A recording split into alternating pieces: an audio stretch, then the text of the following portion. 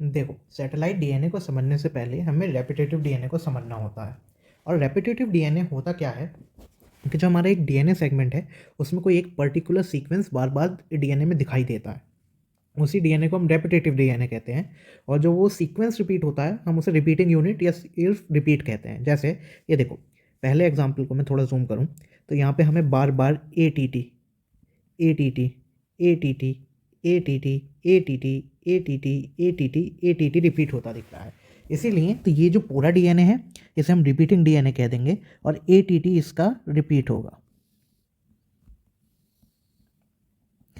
ठीक है। और उसी की जगह इधर एक दूसरा एग्जाम्पल देखो, यहाँ पे भी तुम देखोगे बार बार तो ए T T, A T T, A T T, A T T, A T T, A T T bar bar repeat हो रहा है। लेकिन इसमें हम इन दो डीएनए सेगमेंट में एक डिफरेंस है कि इसमें जो एटीटी रिपीट हो रहा है वो कंटिन्यूसली रिपीट हो रहा है, जबकि जो दूसरा वाला डीएनए सेगमेंट है, इसे हम सेगमेंट 2 कह लेते हैं, इसमें जो एटीटी रिपीट हो रहा है उसके बीच में कुछ इंटरप्शंस आ रही हैं। तो जब जब कोई सीक्वेंस कंटिन्यूसली रिपीट होता है तो उसे हम कहते हैं टेंडम रिपीट।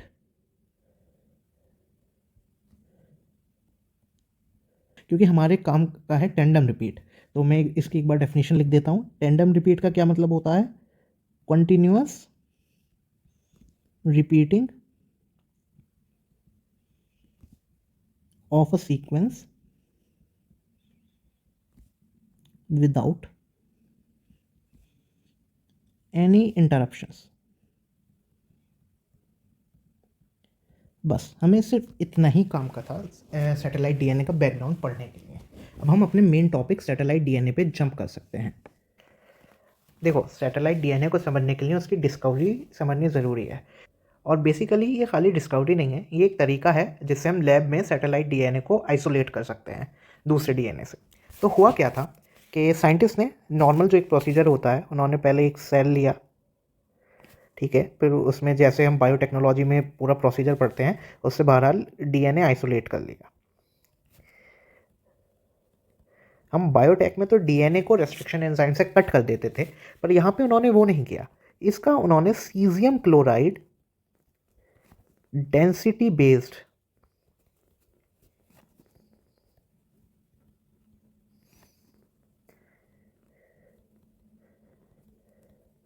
सेंट्रीफ्यूगेशन करा दिया।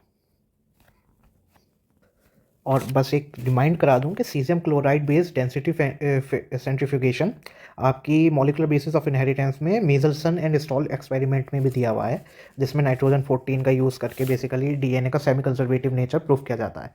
वो टॉपिक यहाँ पे कोई ज़रूरत नहीं है, पर मैं जस्ट रिमाइंड करा रहा हूँ कि same caesium chloride based density centrifugation है।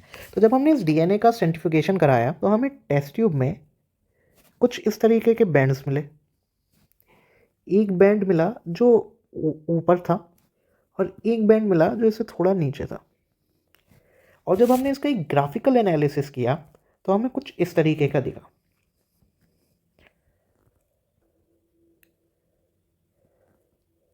पहला हमें दिखा कि एक डीएनए ऐसे है और एक डीएनए ऐसे है। तो बेसिकली इसके कोऑर्डिनेट्स ग्राफ के मैं आपको एक्सप्लेन कर देता हूँ। इधर हमारी होती है डेंसिटी और इधर होता है एब्जॉर्बेंस। एब्जॉर्बेंस अभी आपके काम का नहीं है, इस वजह से हम उस पर डिस्कशन नहीं करेंगे, पर यहाँ पे डेंसिटी काम की है। जब हमने मेन बैंड को देखा, जब हमने इसका ग्राफ देखा तो हमने देखा कि दो पीक ऑब्जर्व होती हैं। पहली पीक एक रिलेटिवली लोअर डेंसिटी पे ऑब्जर्व होती है और एक पीक रिलेटिवली हायर डेंसिटी पे ऑब्जर्व होती है। यहाँ पे मैं अगर बात करूँ तो जैसे मैं ले लेता हूँ, ये पीक 1 है, तो ये हो गया हमारा बैंड 1, ब्लैक वाला बैंड। और जो ये पीक 2 है, ये रिप्रेजेंट हो रही है हायर डेंसिटी की by band 2 on test tube.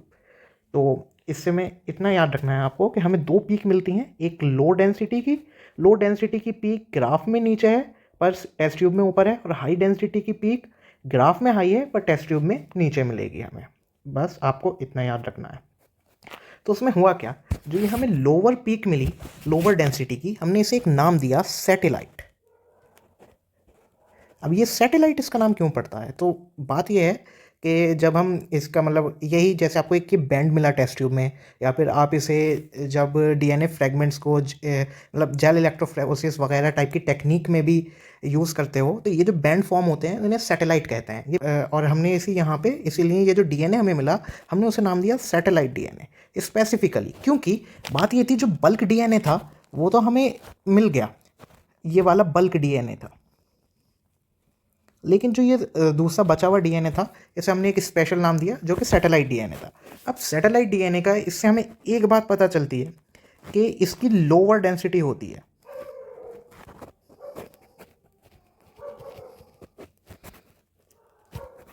Lower density than genomic DNA या बल्क डीएनए। ठीक है, और इसका रीज़न जानते हो क्या पता चला?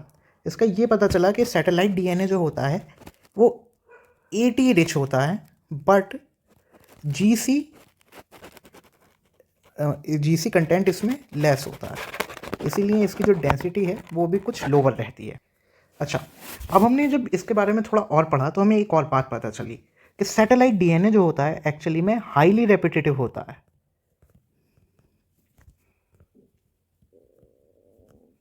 और उसमें जो एक डीएनए सीक्वेंस होता है, मतलब उसमें जो रिपीट होता है, रिपीटिंग सीक्वेंस जो होता है वो बहुत शॉर्ट होता है।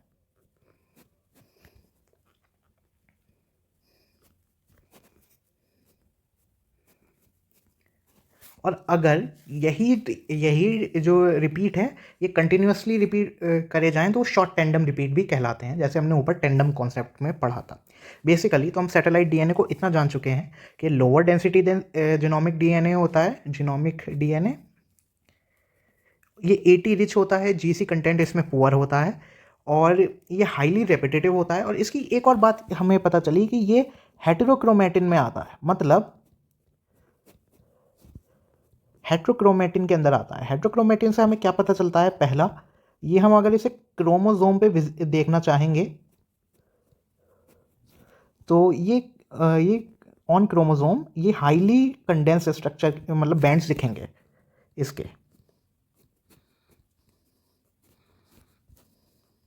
और दूसरी बात पता चलती है हमें, क्योंकि ये हेटेरोक्रोमेटिन है, ये कभी भी प्रोटीन के लिए कोड नहीं करेगा, ये एक नॉन कोडिंग सीक्वेंस है।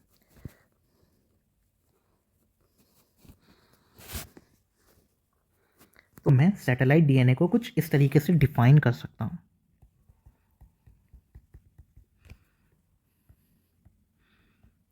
Satellite DNA can be defined as non coding DNA poor in GC content,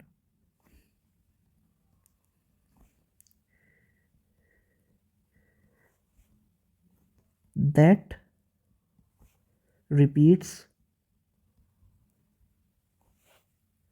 highly within genome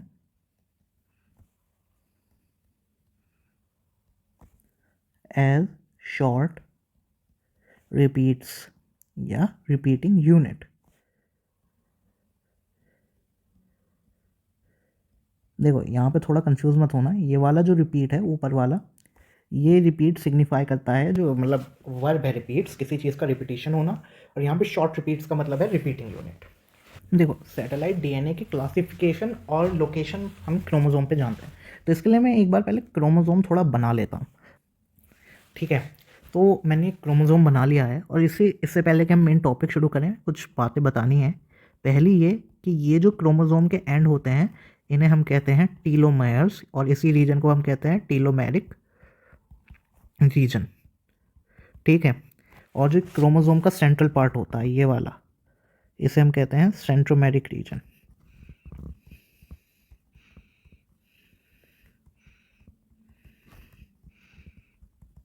और यहाँ पे भी एक टीलोमेयर आ जाएगा, और एक टीलोमेयर से सेंट्रोमेयर के बीच का जो रीजन होता है उसे हम कहते हैं इंटरकैलरी रीजन।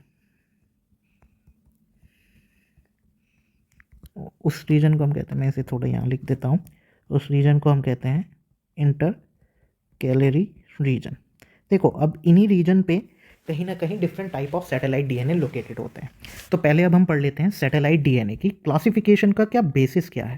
देखो सैटेलाइट डीएनए की क्लासिफिकेशन का हमारे पास 3 बेसिस हैं। पहला बेसिस, उसकी लेंथ कितनी, लेंथ ऑफ रिपीट या रिपीटिंग यूनिट।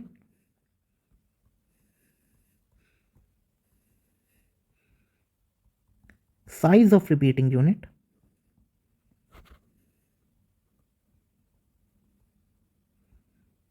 और तीसरा आता है उसमें जीसी कंटेंट कितना है। बस हमें इतना ही याद रखना है और उसके बेसिस पे हमारे पास 4 टाइप होते हैं। ये कुछ इस और उनके नाम होते हैं। सबसे पहला होता है अल्फा सैटेलाइट या फिर अल्फा सैटेलाइट डीएनए। फिर आता है बीटा सैटेलाइट डीएनए।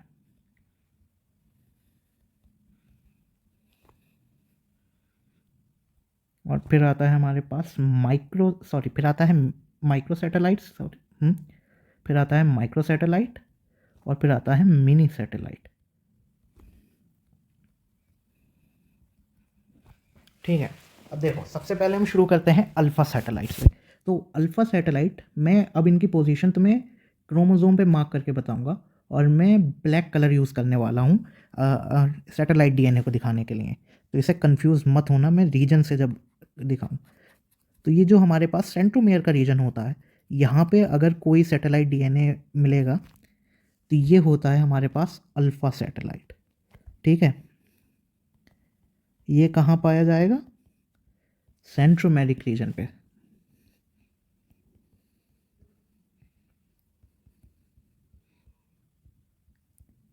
और ये इनमें मतलब ऐसा सोच लो ये लार्जेस्ट सैटेलाइट होता है।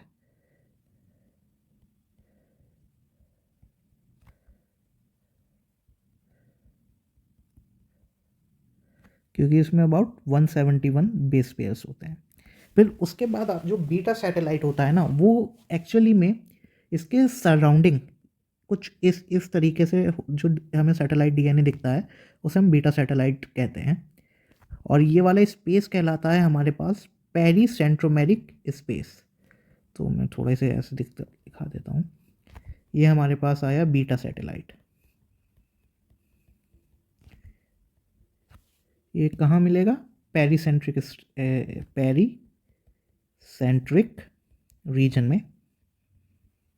और ये अबाउट 70 बेस पेयर्स इसमें रफली होते हैं। ठीक है, फिर उसके बाद जो तीसरा टाइप ऑफ सैटेलाइट आता है वो माइक्रो सैटेलाइट। अब माइक्रो सैटेलाइट क्या है ना, वो क्रोमोसोम में डिस्पर्स्ड होता है कुछ इस तरीके से, मतलब वो इंटरकैलरी रीजन में पाया जाएगा माइक्रो सैटेलाइट। ये जो डीएनए है, ये जो सैटेलाइटिक डीएनए, ये जो सैटेलाइट है, ये है माइक्रो सैटेलाइट। और ये पाया जाता है इंटरकैलरी रीजन में।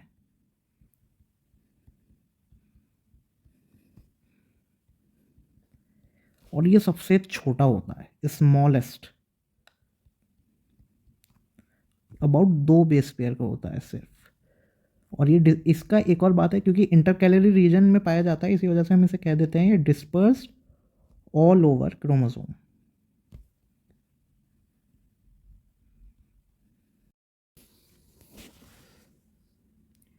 माइक्रो सैटेलाइट के बाद आती है हमारी last type of satellite, that is mini satellite. अब जो मिनी सैटेलाइट है वो टीलोमियर्स पे लोकेटेड होती है।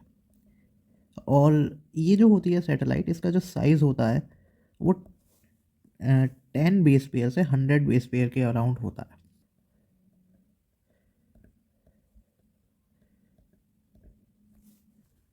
अच्छा, यहाँ पे ये और याद रखना कि ये जो माइक्रो सैटेलाइट में था वो 2 बेस पेयर से 10 बेस पेयर तक हो सकता है। और मिनी सैटेलाइट जो है वो 10 बेस पेयर से 100 बेस पेयर तक, और वो टीलोमर्स पे लोकेटेड है। तो इसमें अगर मैं एक साइज़ की बात करूँ तो सबसे बड़ी होती है अल्फ़ा सैटेलाइट, क्योंकि इसमें अबाउट 171 बेस पेयर है। फिर उससे थोड़ी छोटी होती है बीटा सैटेलाइट, जिसमें अबाउट 70 बेस पेयर है।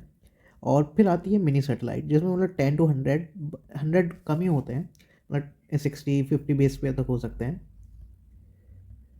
और फिर तीसरा होता है micro satellite DNA.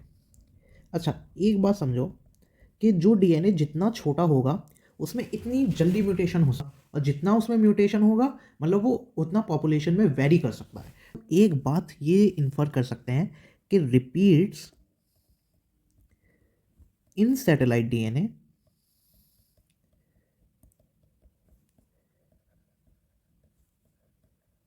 Varies in population.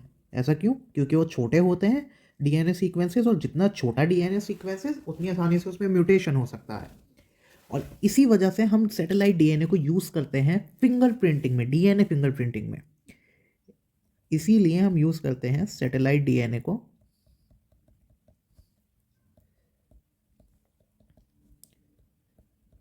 DNA fingerprinting में।